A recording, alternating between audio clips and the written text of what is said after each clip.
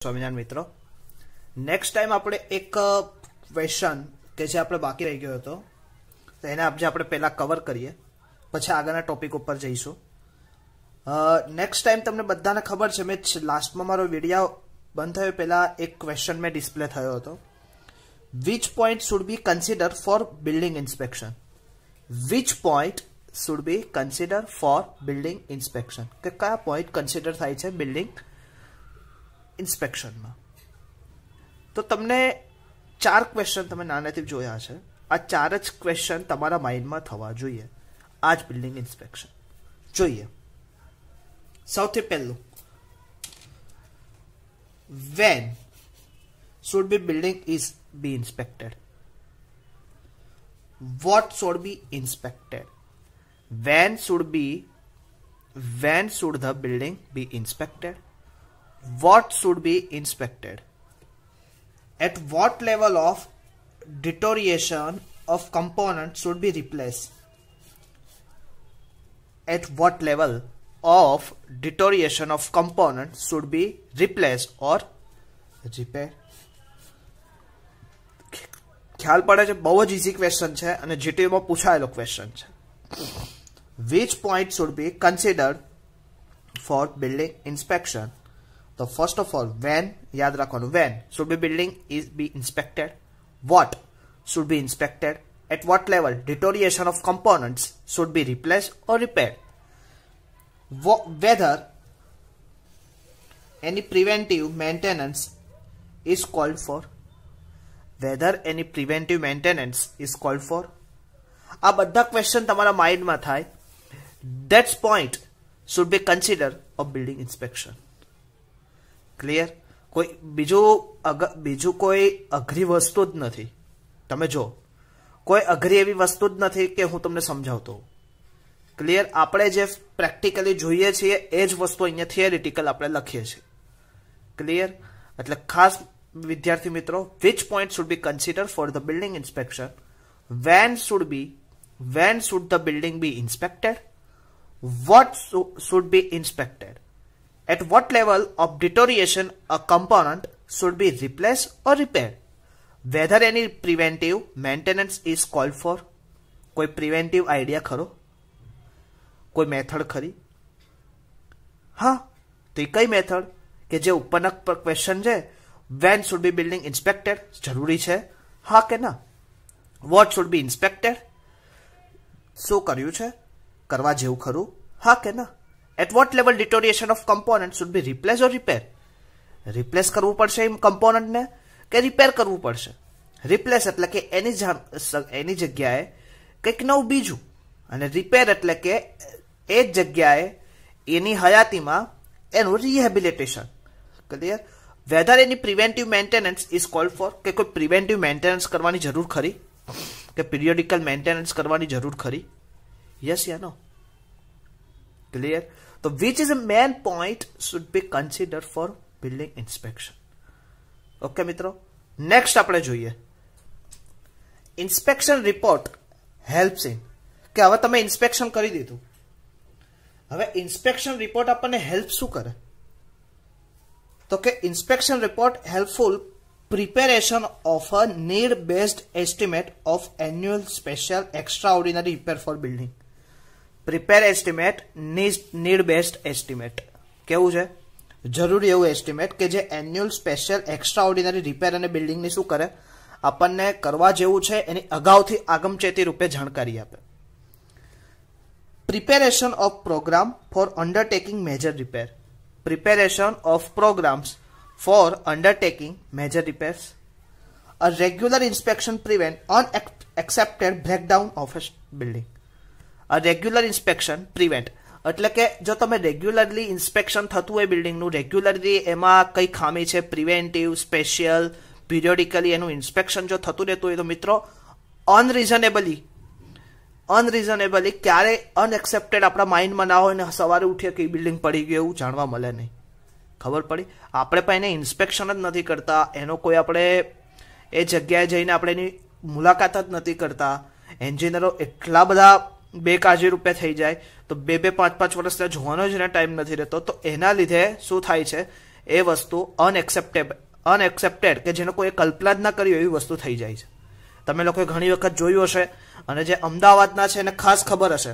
આવી બધી જે માહિતીઓ હોય મિત્રો એ આપણે જરૂરી છે આ સબ્જેક્ટ ભણતી વખતે. અમદાવાદમાં એવી બે ઘટનાઓ થઈ. એક ઘટના કે ધાબાનું કાસ્ટિંગ થયેલું, ક્યોરિંગ આપણે કાસ્ટિંગ થઈ ગયું. હવે એની પર ડ્યુરિંગ ધ કાસ્ટિંગ પીરિયડ આખું ધાબુ કે જે આપણે પ્રી ફેબ્રિકેટેડ કરેલું હોય સ્કેલ ફોલ્ડિંગના મદદ આખું ઢળી પડ્યું. નેક્સ્ટ આ તો થયું, ચલો ઓકે. બીજું G+3 ના બાંધકામો આપણે કરીએ છીએ. આ G+3 ના બાંધકામો આપણે એટલા એન્જિનિયરો એક્ઝિક્યુટિવ લેવલથી લઈને assistant, additional assistant, junior engineer એક ચેન હોય છે, બધાને સંભાળવા આપેલા હોય. એમાં junior engineer is a comfortably એને એક રેકોર્ડ કરી દીધું હોય કે તમારે આ 5 સાઇટ છે એ તમારા હેન્ડઓવરમાં. હવે એ બી કઈ વસ્તુ જોવા નથી આવતા. અનએક્સેપ્ટેડ રાત્રે 10:30 બારામાં ત્યાં એક ફ્લેટ G+3 નો ઢળી પડે છે. પછીથી બધા આપણે રિપોર્ટિંગ કરીએ, પછી ઉપરથી કમિટી બેસીને એની ચર્ચાઓ કરે. એ ચર્ચાઓનો કોઈ દિવસ બહાર આવતી. પણ રિપેર સબ્જેક્ટ એવો છે કે એ દરેક એન્જિનિયરને શીખવવામાં આવે છે.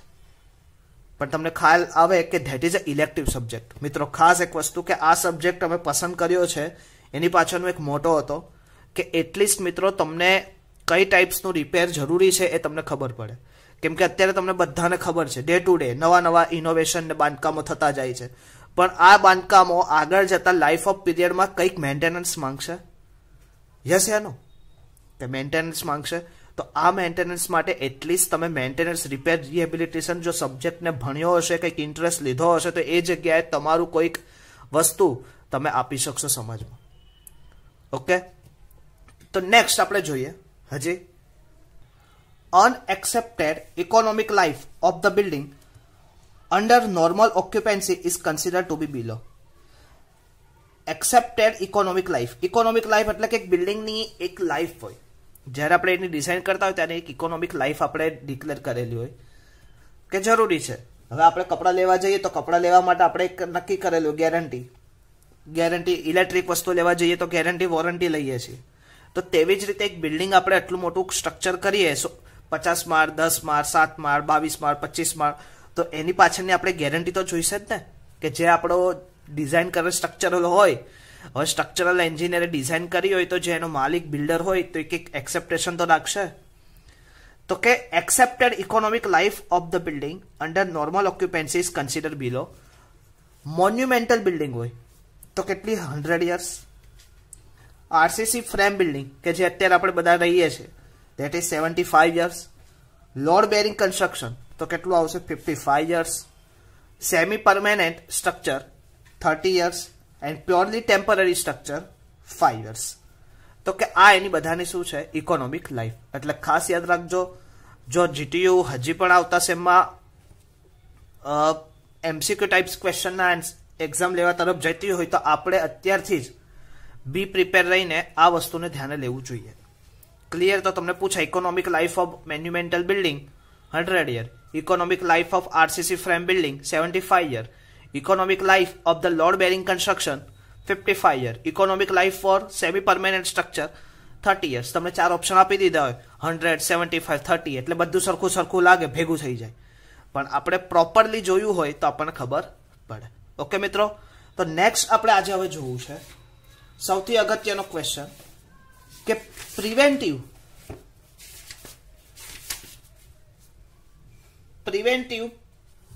આગળ આપણે પહેલું ટોપિક એટલે કે ડિટેલ ટોપિકમાં આગળ જઈએ તો કે પેઇન્ટિંગ ઓફ બિલ્ડિંગ્સ.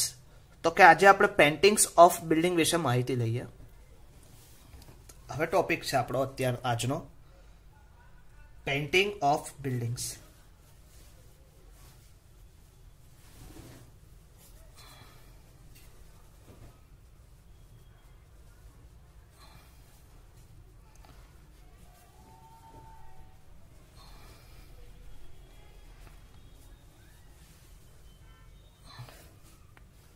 હવે થોડુંક આપણે પહેલા સમજી લઈએ કે painting is very important and costly activity. Painting કેવી છે? Very important and costly activity for maintenance of a building. Different types of paints are used painting different parts of building. કે બિલ્ડિંગના જુદા જુદા પાર્ટ્સમાં જુદી જુદી રીતે પેઇન્ટિંગ કરવામાં આવે. Clear? How here we will discuss the below painting of this item. એટલે કે જુદા જુદા પાર્ટ્સમાં કેવી પેઇન્ટિંગ થાય એનું આપણે નીચેના આપણે જોઈએ આજે કે આ ટાઈપ્સ ઓફ પેઇન્ટિંગને આપણે કવર કરશું. તેમાં પહેલું આવશે painting of cement plaster wall.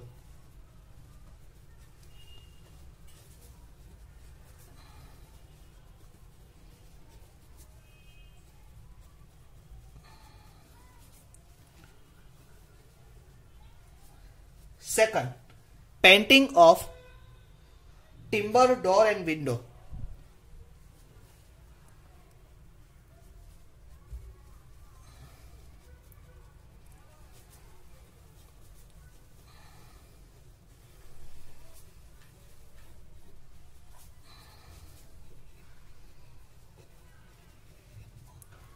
Third, painting of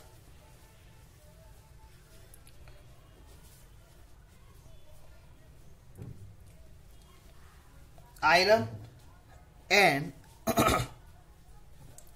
steel grill, gates, etc. Fourth, painting of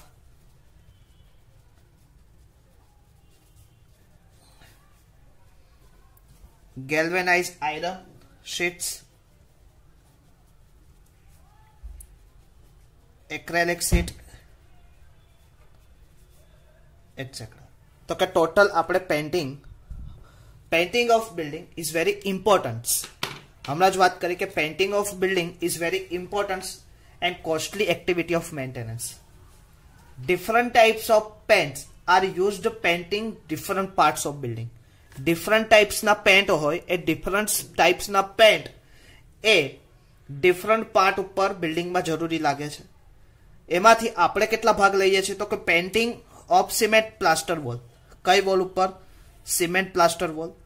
painting of timber door window, painting of iron steel grill, gates etcetera એટલે કે બીજા જે સ્ટીલ કમ્પોનન્ટ્સ ઉપર, સિમેન્ટ પ્લાસ્ટર આરસીસી ઉપર, timber એટલે કે લાકડાની ચીજ વસ્તુ ઉપર, લોખંડ સ્ટીલની ચીજ વસ્તુ ઉપર, and galvanise seat and acrylic seat એટલે કે જે રૂફટોપ એરિયા એની ઉપર જે કલર થાય એ. Painting of GI sheet and AC seats.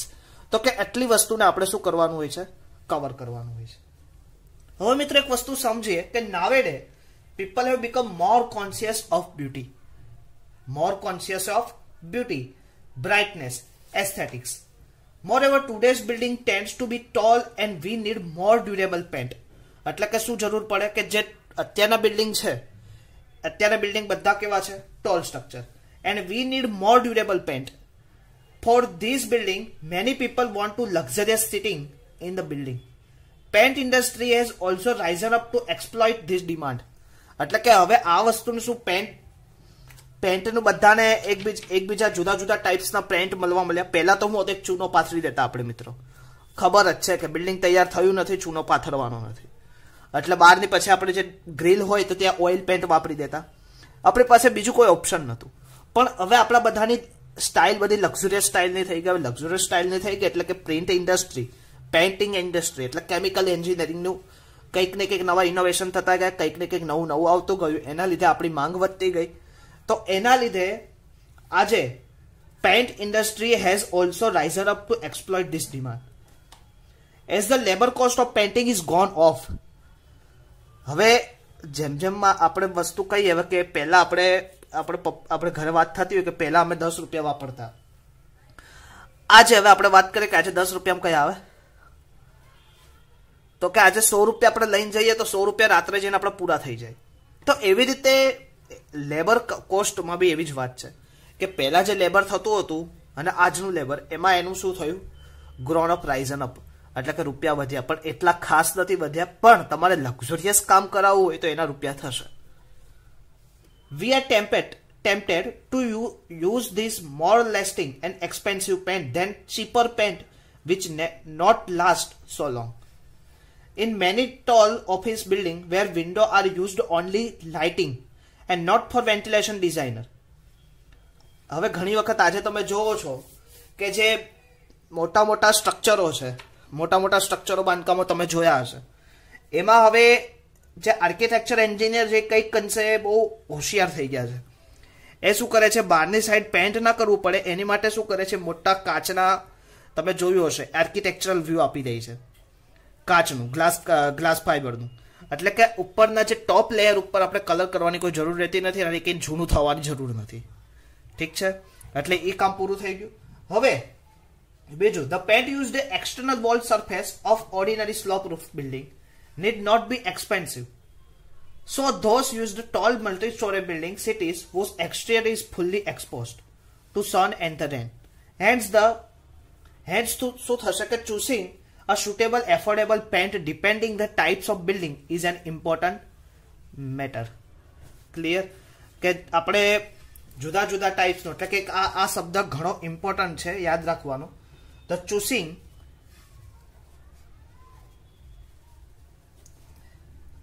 a suitable and affordable, એટલે કે બજેટમાં આવે affordable paint depending on the type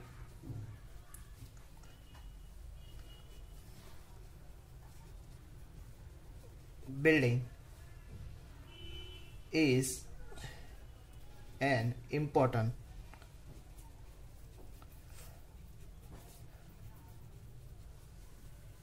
matter.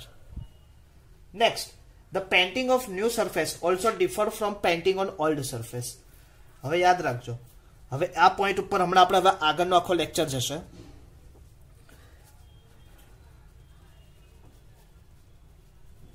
Painting on new surface also differ from the painting on old surface. મિત્રો, હું જ્યારે લખતો હોય ત્યારે ખાસ આ વસ્તુનું આપણે ધ્યાન રાખીએ, સાથે સાથે લખતા રહીએ. The painting on new surface also differ from the painting on old surface. Clear? In both cases preparation of surface before painting is important. હવે કઈ ન્યૂ સરફેસ અને old surface, before painting preparation of surface before painting is important. મૂળ આપણે surface prepare કરવી એ અગત્યની છે. શેમાં? Paintings of building. ક્યારે? પેઇન્ટિંગ કર્યા પહેલા. એ પછી ઓલ્ડ સરફેસ હોય કે ન્યૂ સરફેસ હોય, એને તમારે surface preparation is already done before paint. Clear? હવે તમને ખાસ એક વસ્તુ, રેફરન્સ. હવે પેઇન્ટિંગ માટે આઈએસ કોડના રેફરન્સ તમે લઈ લો.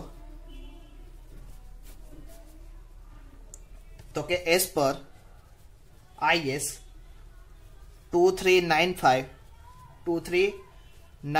પાર્ટ 1 ક્યારે ઇન્ટ્રોડ્યુસ થયો? 1994. એન્ડ રીએફલેમેન્ટ, એટલે કે બીજી વખત એમાં સુધારા ચેન્જીસ ક્યાં થયા? 2005માં. બીજો IS same 2395 part 2 same is introduce 1994. આ જે કોડ છે એનું નામ યાદ રાખજો, painting of concrete.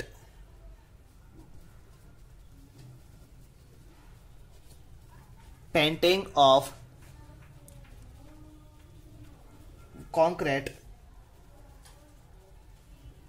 masonry and plaster surface.